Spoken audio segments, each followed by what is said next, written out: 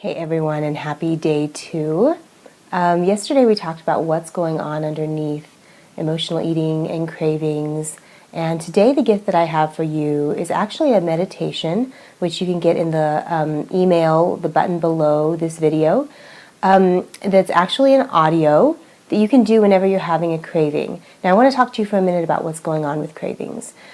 Cravings are different from emotional eating in that emotional eating is more of just when you're feeling a stress and anxiety, something that is an emotion or a memory that's unprocessed from the past, and we don't know how to process it, so we have to stuff it down using food, or when we're lacking something, so we're needing to sort of fill up this lack with food. That's more of like an emotional eating, and with emotional eating you can kind of tell that that's going on because in a sense you can almost eat anything.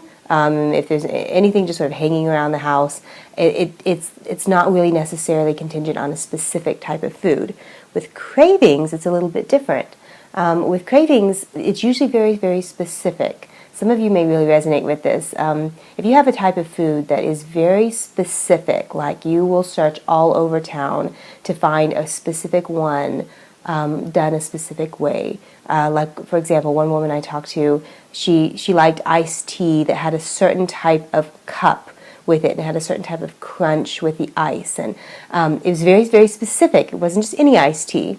That's what I would call a craving because it's very specific. And the reason that this is important is because we deal with cravings and emotional eating differently. So the kind of meditation audio that I'm going to give you to do some tapping work with when you have a craving, it's all very specific to like a particular type of food. So if you have something like a certain type of chocolate that you're like it's this certain type, do this tapping with that. Or if you have like a particular type of food, you're like, I just totally crave this type of food. It's this particular candy bar. It's this type of chip. It's quite specific. And now here's the reason for that, is because oftentimes we associate someone in our lives that we really had a great time with, or that was a great season in life, with that food. So like, for example, I had a craving around some food that my grandmother would make. She made this amazing like stuffing for Thanksgiving. And so I would really crave that particular type of dressing, that particular type of stuffing. What's interesting about cravings is that they are associated to a particular type of person or event in our life where there was happy feelings. So they're a positive association, not kind of a general like negative feeling. So there's notice where there's like a positive association with the type of food. That's probably a craving. And what we want to do is we want to take the emotional charge that's in that food, that really deep desire for it, that causes us to go back to it again and again. We want to take the emotional charge out of that food and put it towards the person. And because really what we're hungering and needing and wanting to connect to is that person, whether they're still alive or whether they're not, but we really want to connect deeply to who they are. And so there's a way to do that with tapping. We can rewire a brain to no longer feel like you need the food itself. You can attach because the brain gets attached to the food in association to the person, when it's really the person that we're really wanting to connect to. So you can really help rewire the brain by doing this craving tapping anytime you have like a craving for something very specific. And I hope it's helpful for you. And let me just real quickly, before you do this tapping, make sure that you have the points really well in hand, because in order to do this well, you want to make sure that the tapping is kind of second nature.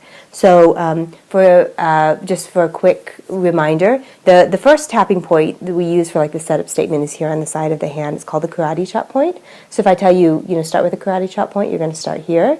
And sometimes we'll just start on the eyebrow point. And if that's the case, you're going to start right here at the eyebrow point, just right there on that crease. And this is the side of the eye point. And then under the eye. I'm just tapping a few times with each one.